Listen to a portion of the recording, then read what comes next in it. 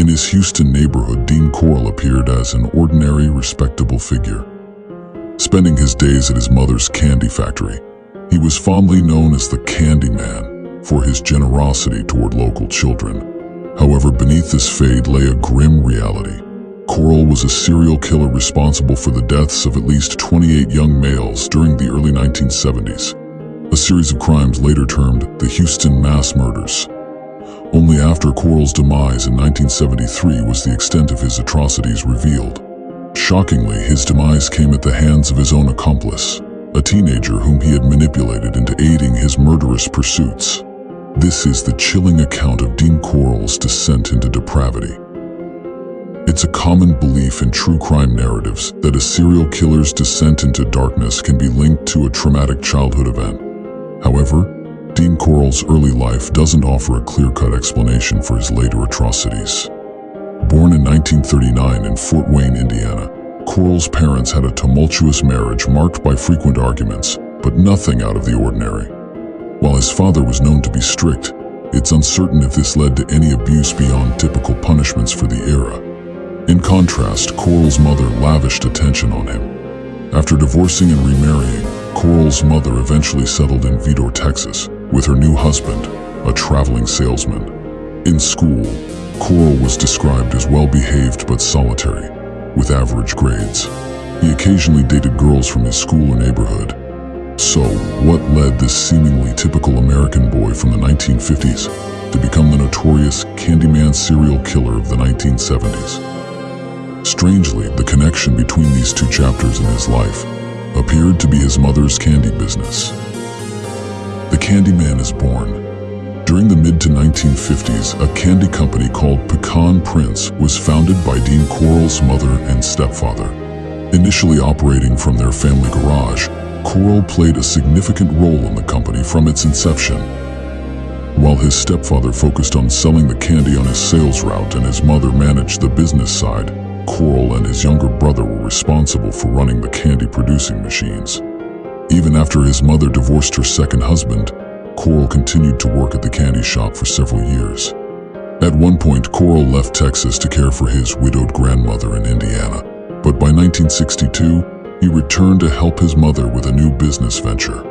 This revamped candy company, known as the Corll Candy Company, was located in the Houston Heights area, with Corll serving as vice president and his brother as secretary-treasurer.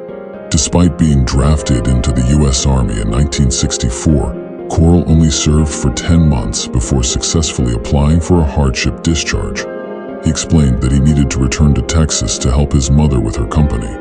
Corll continued to work at the candy store for several more years. However, Corll's involvement in the candy company had a darker side. There were warning signs that he had a disturbing interest in underage boys. One teenage employee complained to Corll's mother about his sexual advances, resulting in the boy's termination. Moreover, the candy factory seemed to attract teenage boys as both employees and customers, some of whom were runaways or troubled youths. Corll quickly formed relationships with these teens and even installed a pool table in the back of the factory, where young boys could hang out throughout the day. One of these children was David Brooks, who was only 12 years old at the time. Like many other children, he was lured in by Corll's promises of candy and a safe place to hang out. However, as time passed, Corll gained Brooks' trust and began grooming him. Over the course of 2 years, Corll manipulated and exploited Brooks, eventually sexually abusing him when he was 14 years old. To keep him quiet, Corll would offer Brooks gifts and money as bribes. Candyman, the killer. While subjecting Brooks to his own sexual abuse, Dean Corll was also actively seeking out new victims to assault and murder. In September 1970, Corll killed his first known victim. By this time, his mother had moved to Colorado and he had found a job as an electrician in Houston. In his early 30s, Corll had also relocated to a new apartment, but he frequently changed residences during his crime spree, often staying in one place for only a short period of time. One of Corll's first known victims was 18-year-old Jeffrey Conan, who was hitchhiking from Austin to Houston. It is believed that Corll offered him a ride, possibly to his girlfriend's house. Just a few months later in December, Corll abducted 2 teenage boys and brought them to his home, where he tied them to his bed and sexually assaulted them. During the assault, Brooks unexpectedly walked in. Initially, Corll lied and said that the boys were part of a gay pornography ring and had been sent to California. However, he later confessed to Brooks that he had killed them. In order to keep Brooks from reporting him, Corll bought him a Corvette and offered him $200 for any boy he could bring to him. Brooks apparently agreed to this arrangement.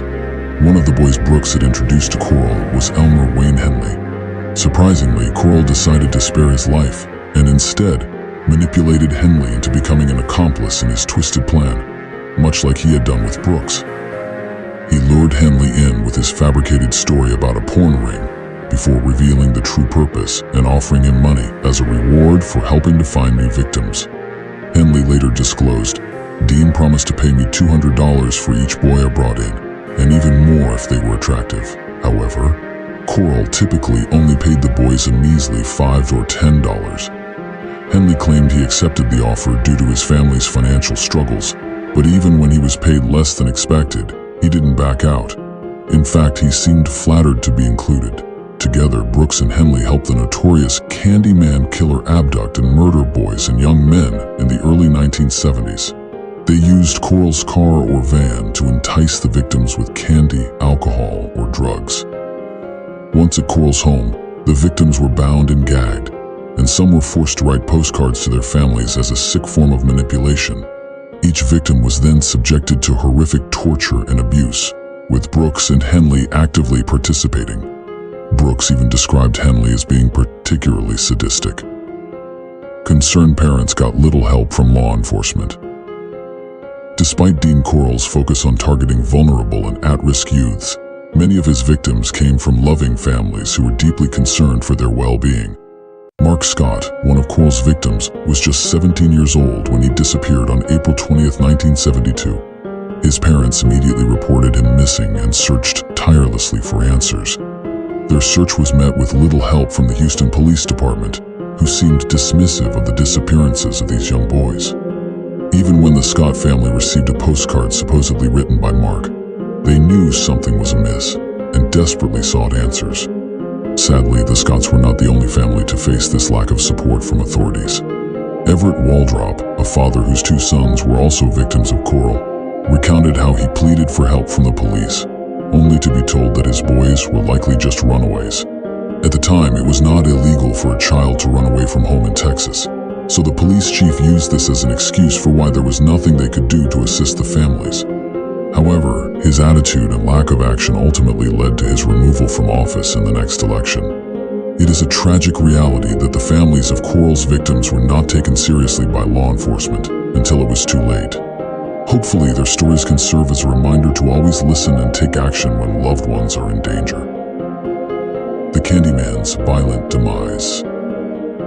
Dean Corll, who had been terrorizing Houston for nearly 3 years and committing 28 known murders, finally turned on his accomplice Elmer Wayne Henley on August 8, 1973.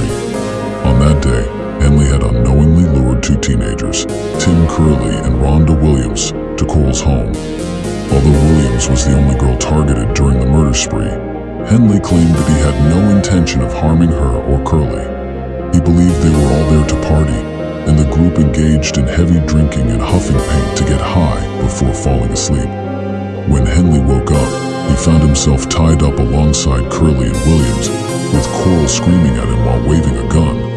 Corll was furious that Henley had brought a girl to his home and threatened to kill him before having his fun. In desperation, Henley pleaded with Corll to untie him, suggesting that they could both kill Williams and Curley together. Eventually, Corll did untie Henley and brought the two teens into the bedroom to be tied up on the torture board. However, in order to tie them up, Corll had to put his gun down. This was when Henley saw an opportunity and decided to grab the gun, putting an end to the crime spree once and for all. Williams, who survived the attack and only spoke publicly about it in 2013, recalled how seeing Corll's behavior had triggered something in Henley. She said, "He stood at my feet and just all of a sudden told Dean this couldn't keep going on. He couldn't let him keep killing his friends and that it had to stop."